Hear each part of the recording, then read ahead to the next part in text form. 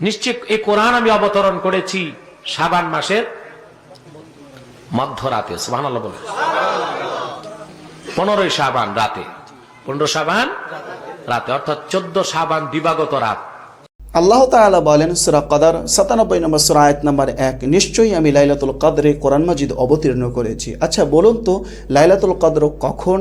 লাইলাতুল কদর হচ্ছে রমজান মাসের শেষ দশকের বিজোড় রাতগুলির মধ্যে নিহিত রয়েছে। আল্লাহ তাআলা আরো স্পষ্টভাবে বলেন সূরা বাকারা 2 নম্বর সূরা আয়াত নম্বর 185, শাহরু রমাদান আল্লাযী উনজিলা ফীহিল কুরআন, রমজান মাসে কোরআন মাজিদ অবতীর্ণ করা হয়েছে।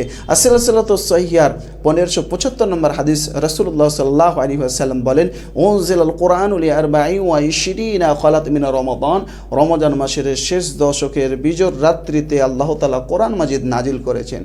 প্রিয় শ্রোতা মণ্ডলী, আমাদের ছোট ছোট বাচ্চারা জানে যে রমজান মাসে কোরআন মাজিদ অবতীর্ণ করা হয়েছে, আর কোরআন হাদিস এটাই বলছে।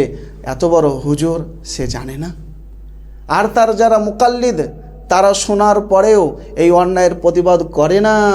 এই জন্য তো কথিত রয়েছে আল মুকাল্লিদুনা কাল আনআম, মুকাল্লিদরা হচ্ছে চতুষ্পদ জন্তুর নেই, তারা হচ্ছে কুকুর, শৃগাল, শুকুর এদের নেই। কোনো কুকুর, শৃগাল, শুকুরের সামনে যদি অন্যায় কাজ হয় তারা বাধা দিতে পারবে না, কারণ তারা তো পশু। যারা মুকাল্লিদ তারা কি করে? তাকলিদের অনুসরণ করে। তাকলিদ মানে কি? কাবুল কাউলিল গায়র মিন গায়রি দালিলিন, অন্ধের মতো কারো কথাকে মেনে চলা দলিল ছাড়াই, এর নাম হচ্ছে তাকলিদ। আর আহলুল হাদিস, আলহামদুলিল্লাহ আহলুল হাদিসেরা কি করে?